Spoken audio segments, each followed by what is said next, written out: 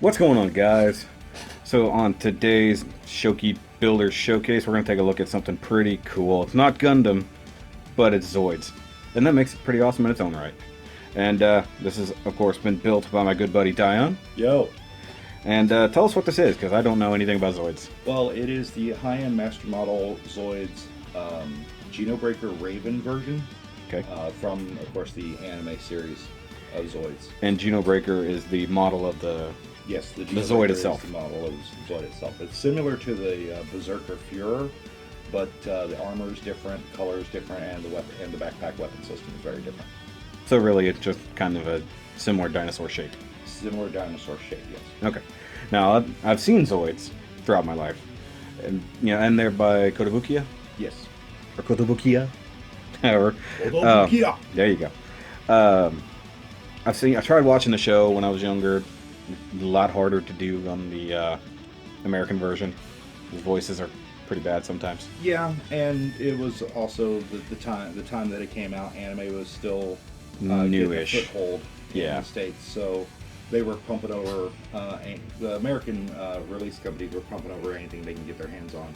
Yeah. And didn't necessarily have the best voice actors or the best translators and writers.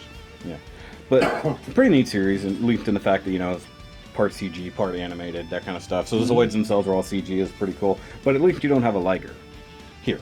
Yeah. Yeah. Because a good buddy of mine had multiple versions of the Liger and the Saber, I think it was. Oh, the Marisume Liger? Yeah, one of those. And I think he has one of the wolves too. I don't know the name. I don't know the names for all of them, but he's more into the cat-like objects. Fair enough. The quadrupeds. This is my fifth Zoid kit that I built.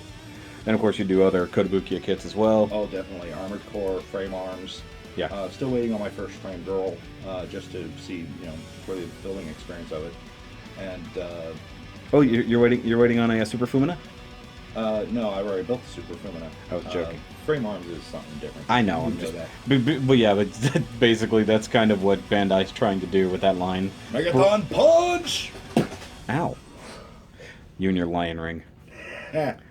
Anyways, so let's take a closer look at this thing. You got a couple little mini figures sort of down here, kind of like a Master Grade would have. Yes, right? And it actually has a couple of them. That's the character Raven. It comes pre-painted, and it comes with a seated pilot figure that's in the cockpit in the chest. Okay, so the cockpit's going to be here-ish or back there? That gray block right there. Between okay, the vents, yeah. We'll take a look at that when we actually check out the figure. But it's actually pretty neat. And you said it did come pre-painted, which is yes. Well, I was going to give you a whole lot of credit there for a minute. I was like, man, you went Mitchell level of crazy on the pilots here. But that's actually pretty cool, except for the fact they literally do nothing for the face. Or is that a face mask? No. Technically. They do nothing for the face because it's so small and mass-produced. Okay. But it's still pretty neat. I like that. Mm-hmm. Okay, so that's the pilot, and you said Raven, of course. That's male or female Raven? Male. Gotcha. Okay. Got to make sure, because Raven, traditionally a female name. Right. I figured Raymond Simone wasn't piloting this. No. And this is... This is his little Zoid hatchling. There's two in the first series of Zoids. A good guy and a bad guy. This is, of course, the bad guy version. And they join with the Zoid core. Again, you'll see him in the cockpit. Yeah. And it gives the Zoid a little bit more power, a little bit more special abilities, things like that. So, okay, I figured it just Digivolved. Yeah, you could say that. No, actually, that sounds more like it. What is that dumb series? The one with the balls, the little. Anyways, I can't think of it. But no, it's actually a really cool little figure. Of course, I like dragons, so that helps. So he's more of a dinosaur, and this is more of a dragon. But it's all good. It's all dinosaur related. I like that. We got some what almost looks like my favorite of Stark Gray ever for most of the neck and the hands and the knee joints and stuff like that. And then you've got the tiniest bit of light gray on these claws, which that's a pain in the ass painting anything that tiny. Yeah. These claws, of course, significantly better. We've got some good panel lining, which they spent some money on doing these figures. The neck, it's actually a nice lighter gray, gotta love that. And the nice pale blue eyes. Actually on camera, that comes across a heck of a lot better than I can see it. I couldn't tell they were blue. That's nice. Now, does it actually have a name or no? I honestly can't remember the name right now. Okay, well, it doesn't matter. If I look it up, it'll be on the screen right here. Yeah. Yeah, if. Nice pointy. Be careful, guys. You can't poke yourself with it. It's caused a couple of injuries to me. That is not how he joins with the Zoid. Anyways.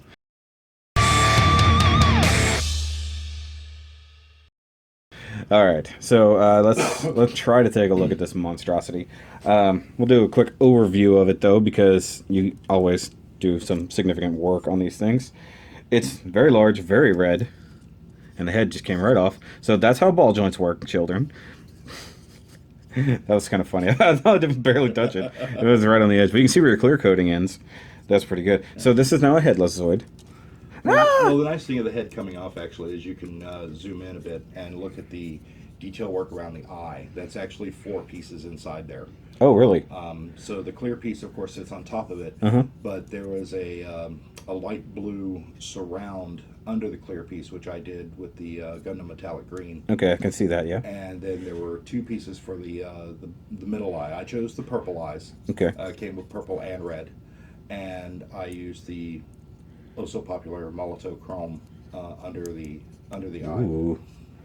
The teeth are unpainted, but the jaw that the teeth attach to are. Yeah, I can see that. But the funny thing is, like, it looks like, you know, what a jaw would have around teeth. Yeah, exactly. So even the tiny mess ups actually help it. Even though it's not organic, it adds a tiny organic nature to it. Right. Now, every good dinosaur mech have to have a huge frickin' cannon in its, you know, throat, or fuge, as MGO would say. Yep. Has a fuge. Now, is that a flamethrower, I assume? No, it's a plasma maser cannon. It's a flamethrower. It's a lightning gun. Even better. Yeah. I like lightning guns. And it has a unicorn mode. Believe it or not. I know. I was looking at that. So let's take. Swing that forward, and it's stabby, stabby. Stabby. I like that though. Whoa! Now it's like shark. Yep. Or swordfish mode. Would you care to joust with me? Nope, I would not. So this is unicorn. This is shark. That's kind of rhino. It just has multiple animal modes. I like the little flap here on the neck for whenever you actually articulate it. It would still cover that up. That's actually nice. Now, if only the ball joint would have stayed in very nicely. Okay, When you and move it around a lot, it will get yeah, very loose. because I'd literally just played with it for a minute. But jaw is nicely articulated. I love that. And of course, you gave it that nice clear coat on there, nice flat coat, I assume. Yeah. Okay, because it feels like it. And like, okay, by all means, don't take this the wrong way. Somebody told me that they throw on the clear coat to take away the quote-unquote toy look. To me, it makes it look more like a toy when it's flat coated. That's just an opinion, though. I actually have to agree with you. And it makes you want to handle it more because now you're not going to rub off decals or paint or ink or something. I'm still staying away from your dry transfers and your wet water slides. No dry transfers. Oh, on they this. just look it like was all water slide. Oh dear Lord, because they look so clean. They look like dry transfers. Oh, thank you. I was giving you a lot of credit. Now I'm not. Well, I use a lot. Removing of good credit. products. I use a lot of good products. Okay, fine. In his hair, it's amazing. Yes. He's a Vidal Sassoon girl. Yeah, I went there. You're just jealous. There we go. Well, yeah. Because I have more hair on my face than you do on your head. Just because that's true doesn't mean it's any less mean. Hey, my Harvey beard was looking good. Yes. I had a good, strong Harvey beard. Okay, so looking at the rest of it, you did, of course, apply your obligatory weathering to all your gray surfaces, so give them a nice metallic-y touch. Yeah, very much dry brushed it on the frame. That way it didn't take away from the various colors of the sprues, because there was a black, a gray, and kind of a brown. Yeah. And so I used one color for all of the weathering, and it kind of unified all of the different colors, but yet kept... You can still see the Yeah, difference. you can still see the differences. Yeah. I really do like that. And just straight dry brushing, nothing else? Yeah, just straight dry brush. So a little bit of silver right on top of the gray and whatnot. Because you got the darker gray here for the main body of this gun, then you got the lighter gray around that, but of course you didn't weather that, so you made it stand out a little bit better.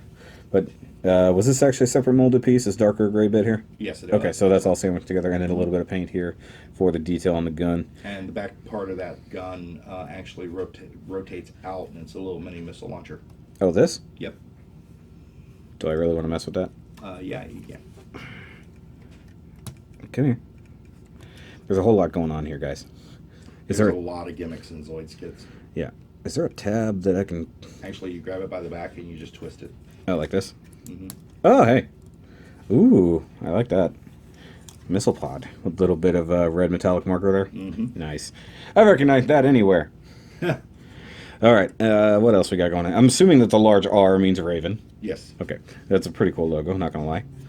I figured it wasn't Robin. What's the R stand for? Robin. Shut up, Joel Schumacher. And I even mean you in the comments, too. Hey, you missed some panel lining here. I'm just picking on none of your purple knobs are panel lined. Actually, I don't do that to them. Yeah. On all my Zoids kits deliberately. Now, are these?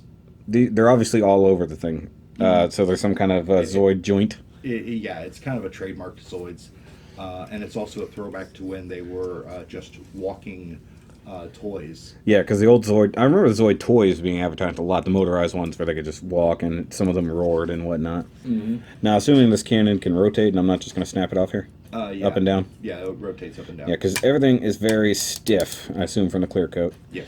And you got some blue and green down here for what I guess is the cameras. Yep. That's pretty good. I like that. And now, that rotates, yes? This big old pod here. I don't want to break anything, so Yes, I have to ask first. Ask first, and then look for forgiveness later. Okay, so I know this comes out on a really big, very tight arm, so I'm going to open this up just a little, or a lot, whatever happens. Okay, so let's look at the inside of the leg here. So was this molded in gold? It looks like it was. Yes, it was molded in gold. So and I was hoping the flat mat would kind of balance that out because it looked really bad. Big swirly mess. Oh, very much so. Nice. Oh, what year is this kit from? Do you know? 1990.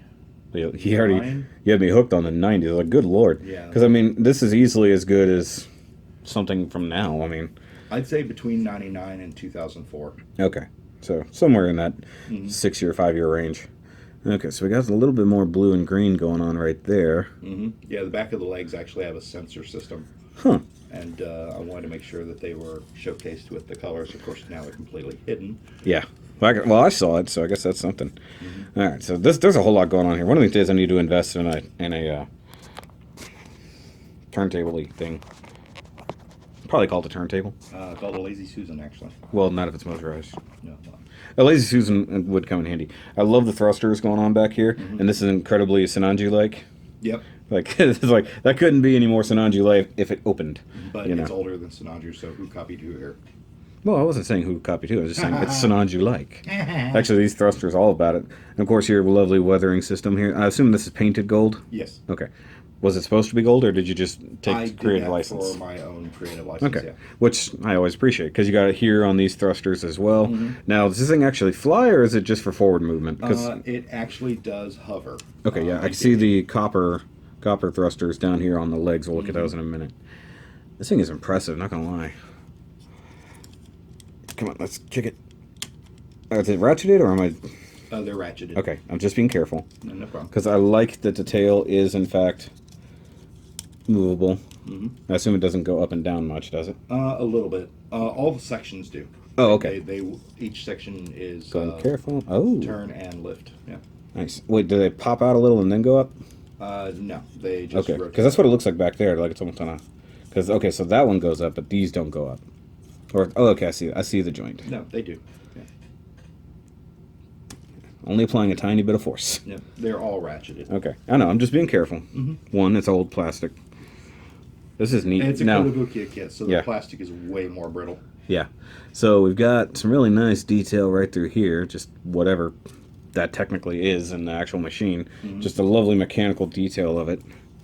And of course, oh, there's that brown you were talking about right here. It's a little harder to tell on the camera here, but Yeah. the pipes right here are nice, kind of almost dark coppery bronze color, I guess is what I'm going for there.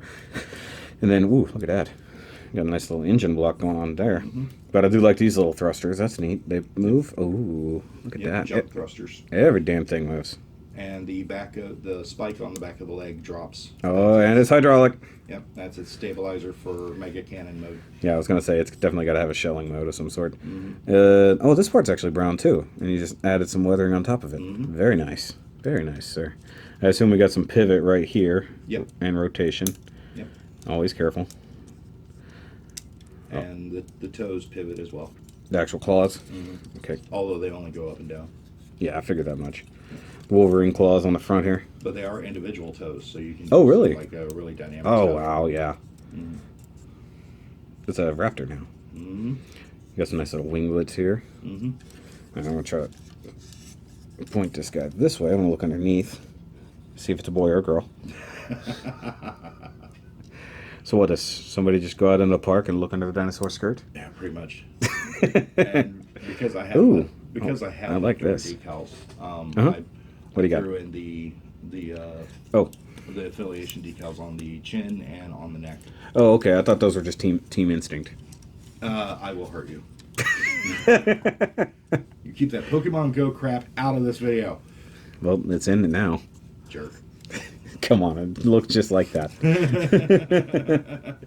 Okay, so the front arms here, they do move out. They do move out. So we got some nice shoulders here. The wrists turn. I'm like right up on the camera here. Get your face out of the way. You're better off with no head. Okay, I assume this turns a little bit here, right? Yeah. Okay. There we go. Always careful. Always want to hold it at the base to make sure you don't break anything off. And if it breaks anything off, then it's totally Dion's fault. I like how it's a brake rotor. Like, is that on purpose? That it looks That's like the way they're designed. All of their legs and arms attached to massive brake rotors. Makes sense. But I mean, how It's fast really is it cool. swinging? Okay, so we got kind of a bicep swivel, more or less, right here. Mm-hmm. I assume it doesn't rotate up here. No. Okay, and we want to grab and move this elbow. That's nice. Not ratcheted, but it's okay. But the claws come right off. I was expecting that to move, the piston. I wish it did. Yeah. Okay, the claws do... The claws do individually move. Nice. Ow, that is sharp. Yeah. Be careful. That is a very sharp little guy. It's okay. Wouldn't be one of the showcases if I didn't somehow get hurt or break something.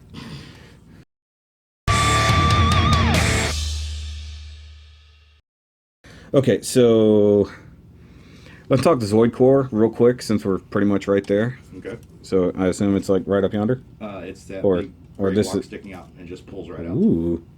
Okay, now I knew the Zoid core was the little ball thingy. I knew that much. And it's got a little bitty dinosaur dragon attached to it. Can that come out of there or no? No. Okay, so it's just that attached. one is set.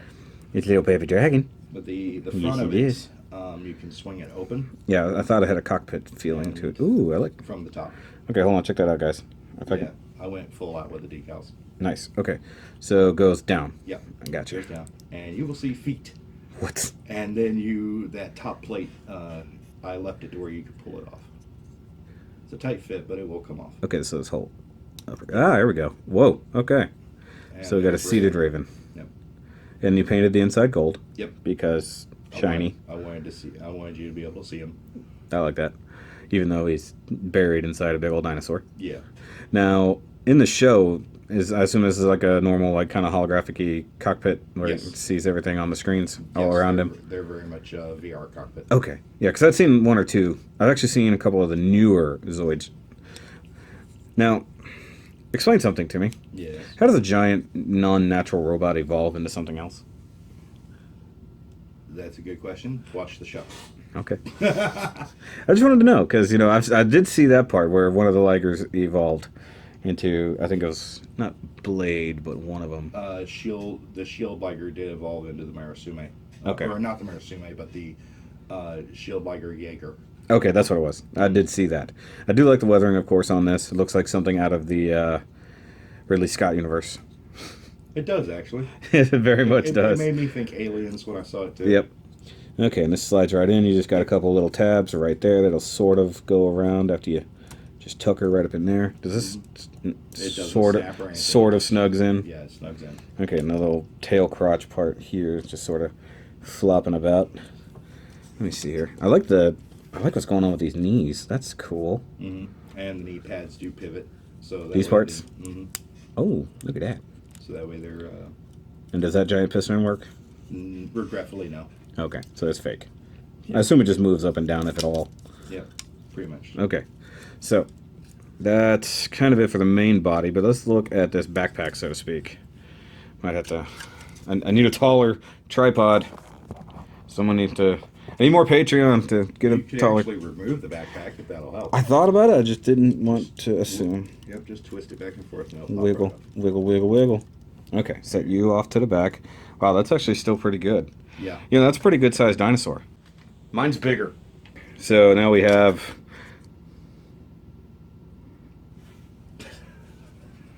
That didn't happen. Of course it happened. The camera was on. Of course it happened. That's like the same kind of sliding mechanism that the unicorn shield has. Yep, pretty much. And is just as reliable. Yep. I assume it just kind of sort of snaps over the trail. No, it slides. From... I mean, I don't even know how it came off. It just came right off the edge. Let me see it. You fix your thing. I will fix my thing. Well, you know what? Just use it because you can actually show the detail and stuff like that. Okay, we'll just go from there. That works. Okay, so what we have here is a really cool looking spaceship, honestly. This is almost like a secondary cockpit, but I assume those are just sensors. Just sensors. Okay, and we got look to be a jump jet sort of intake there. And the thrusters do pivot up individually. These? Yes. Sure they do. Your finger got in the way. Of? The top one rotates up, and then the middle one rotates up. Ah, like this. Gotcha. Well, I was saying that earlier about being Sinanju-like. Cut away to Sinanju thrusters. Yeah, pretty much. You know. Dude, you realize, like, this would be an awesome backpack for a Sinanju. No, it would. I'm sure somebody out there has probably done it. If not, if not, they will. Somebody will now. Just give us credit. There's your other big brake rotors there. I like that. And does it rotate down here? Yes. Okay. Because I know we had the rotation back here, I thought. You do. It's Oh, there it just is. Yeah, really, really tight. I gotta be very careful because I don't want to twist by something that will break. Yeah.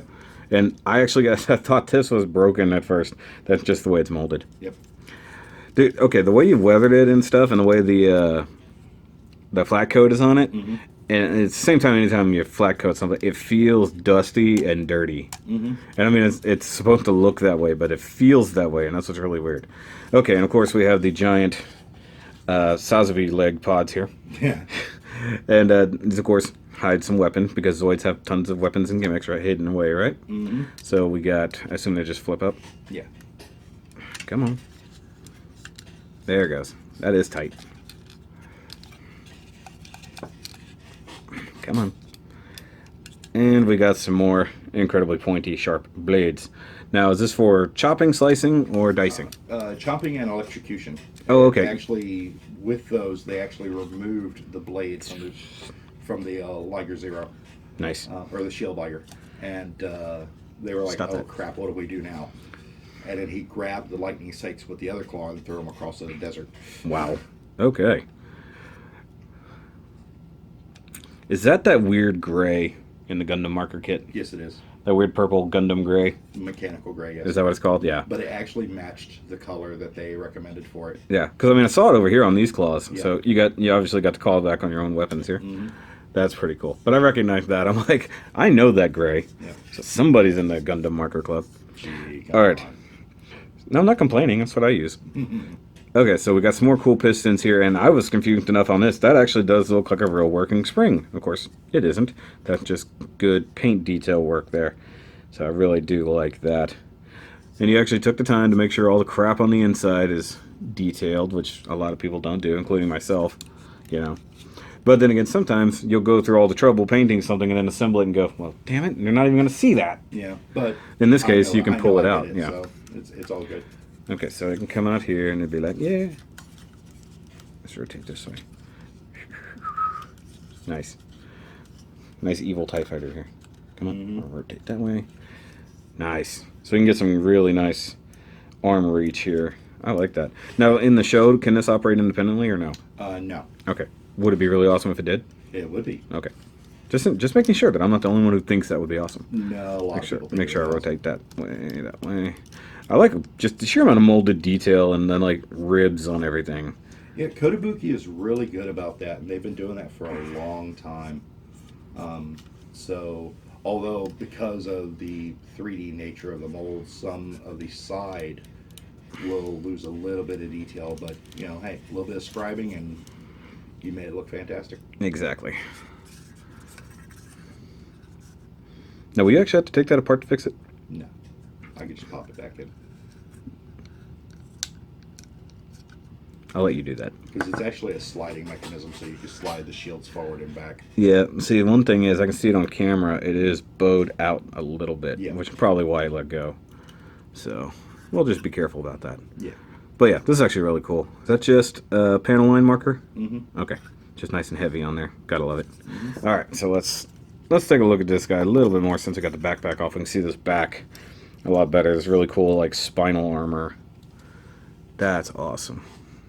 And of course, as with most HMM-Zoid kits, it has hoses that run throughout that stay flexible. I like that. I can see that right in there. Almost looks like a snake running through the body. And it runs all the way up through to the neck, as you can see right up there. That's awesome. I love those. And it's not, is it stupider or just about the same level as like those side of the leg hose kits for certain Zaku kits? They're actually a flexible rubber. Well, okay, I was thinking the mobile worker, the Origin mobile worker, those hoses that go over the top of it. No. These are just thin, flexible rubber hoses that have a good contact. Kotobukiya really engineered the contact point really well. Okay, because Bandai did not. Yeah.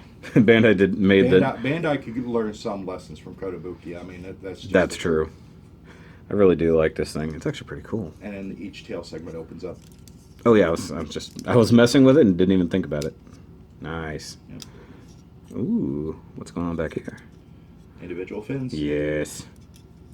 So each tail section does that for hyper cannon. I figured it was for some kind of venting for something. For the cannon. So it's going full on F91. Yeah, pretty much. Kind of. Or double X. I was halfway tempted to paint it like F91 because of that. That would have been cool. That would have been a totally different type of showcase here. Yeah, definitely. That's cool. Though I would have probably painted those fins like a gray. I thought about it, but the show and everything else was like, no, they're all red, and you only see it when it fires the maser cannon. Yeah, and I'm assuming that's the mouth cannon. Yeah. Okay, so let's try to. I just decided to just leave them as is because most of the time I display it, they're going to be closed. Yeah. Well, let's put it in maser cannon firing. Okay.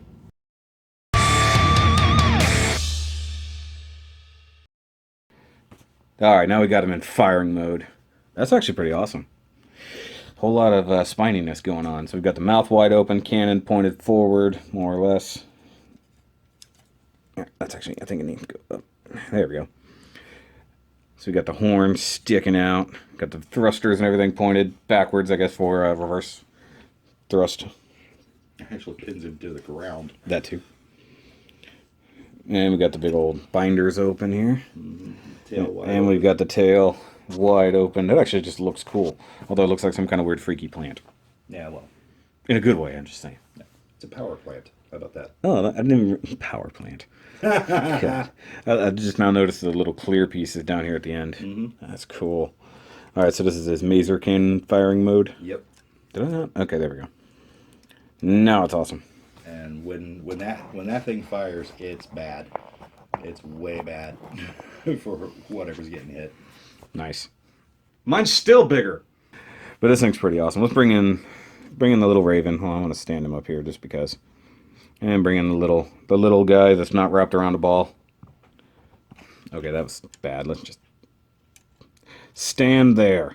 It's actually balanced pretty well. I'm actually impressed. Whereas, you know, if Bandai made this, it would have fallen over 3 times. Kind of like the little figure is, because I can't figure out where to put it. There we go, finally. I want to get a shot of that. Like, that'll be another good photo there. But it's actually pretty awesome. I'm glad you brought it over, man. Because you said you were going to put it on display at Hobbytown. And I actually decided to wait so you could do the builder showcase because you had asked me to. So yay. I was totally down for that. You did something nice for me? That happens on occasion, you know. Occasion. I'm currently on medication, so. Oh, okay. You're just in a better mood. Yes. All right, so let's bring in. I'm not so bitter and angry at the moment. Give him an hour. We're about to film the Nerdcast. So let's bring in another Kotobukiya kit just for reference. And that's the Werewolf Spectre from Frame Arms. Now, I don't know size-wise if that's close. Because that's a 1:100. What is this technically? 1/72. Okay, so close. Yeah. Not perfect, but it's not a bad frame reference, though. I like that. Really? And then, just for size, size scale. We'll bring in a ball, an HG ball size. Oh, so you brought him a snack. it don't fit in there. See, look. All right, so that's pretty much it. This is a pretty awesome kit, like I said. Thank you. Round about how much do these cost? This one from Japan was $82. That's not bad. So, and it was about, because of the size of the box is a perfect grade size box. Oh yeah. So it was about maybe $15 to ship it because of the size and weight. Yeah, the sheer amount of runners probably was ridiculous. Huh? Oh, it was. It was close to 18 runners, I think. Wow. Because I mean, it's at least master grade detail, if not master grade size. But I know Kotobukiya is different. Very much so. It does have inner framing on the legs. Yeah. A little bit of inner framing on the arms. Kotobukiya is really big about individual colors. Yeah. So they have a sprue of just color. And each and every little itty bitty part you have to attach. So it's kind of master grade in that style that you don't have to paint it. That's pretty cool, actually. And yeah, it's very cool. Yeah. But it makes for a lot of tiny, tiny fiddly bits too. I can definitely see that. So, I mean, yeah. I don't even know what else to say. It's freaking awesome. I haven't got a chance to really look at Zoids up close. I've seen other Kotobukiya kits. I've seen your Armored Core kits at Hobbytown. But this thing is actually really, really awesome. Of course, if you want to ever bring over any more, by all means. I do recommend the HMM, the high-end master model line. That's going to be their competition to Bandai's master grades. Yeah. So you're going to get the good engineering, you're going to get the good framework, you're going to get the good detailing and things like that. They put more effort into them. It's just all around a better kit. They are very fun to build. I mean, it's a snap together kit, so it's easy. As you can see, the painting and the detailing and the options you have available to you are just amazing. Yeah, this is actually it's sexy for sure. I mean, the head alone was about 19 parts. Good God. And each one of those scarab shields was 24 individual parts. Yeah, I could definitely see that. So I mean, it's got a lot of stuff, a lot of colors. It takes time to build it, but it's got a good turnout when you do it. I mean, whether it's straight or whether it's weathered, it's good. Sorry, whether it's weathered. I said weathered. I know, but you said whether it's weathered. Oh, it's just funny. Oh, I did. I'm just, yeah, you did. it's just funny. It's like I'm not laughing at you saying it. It's just funny to hear that. But yeah, thanks as always for making the drive out here. I know it's awesome, and I'm always happy to have talented builders on. Of course, you've been on before with the showcase swap with your awesome little Zeta. That of course is still part of my header on my Facebook page. Which, by the way, a little bit of teaser here. There is an artist that's in the subs who is working on some artwork for me. He had done some stuff for Dan the Plastic Man, and so he's working on some artwork for me based off of a certain kit that I built that I'm sort of famous for. And that should be debuting sometime soon. I'm not pressuring him. I'm making sure he gets it done, but it'll look pretty awesome. You guys will get to see that. Though, if you guys are new here, make sure you like and subscribe. If this is your first time seeing the showcase, make sure you go back and watch all the other ones. Hopefully, I'll be smart enough to put them in a little link right up here in the screen, right there. See the little thingy that popped up right here? Right here? Click on that. And anybody who's interested in getting one of these, Hobbytown Houston will be getting them very soon. Well, there you go. And go see Dion at Hobbytown, because he's an awesome dude usually. Yo! And he's the one responsible for me losing money and having to get the PG Falcon. You're a broke-ass weed. So? I gotta pay off that Falcon before my first car note comes. Yeah, hopefully I'll get it there. Yeah, hopefully. But that'll be awesome. Dion will be around more often. Of course, he's going to be on the next showcase, or I'm sorry, the next Nerdcast that we're about to film, actually, as soon as I'm done with this. We'll catch you guys on the next review. Make sure you stick around for whatever the heck that is, because I don't even know when this is coming out. But remember, as always, guys, keep on building. Peace out.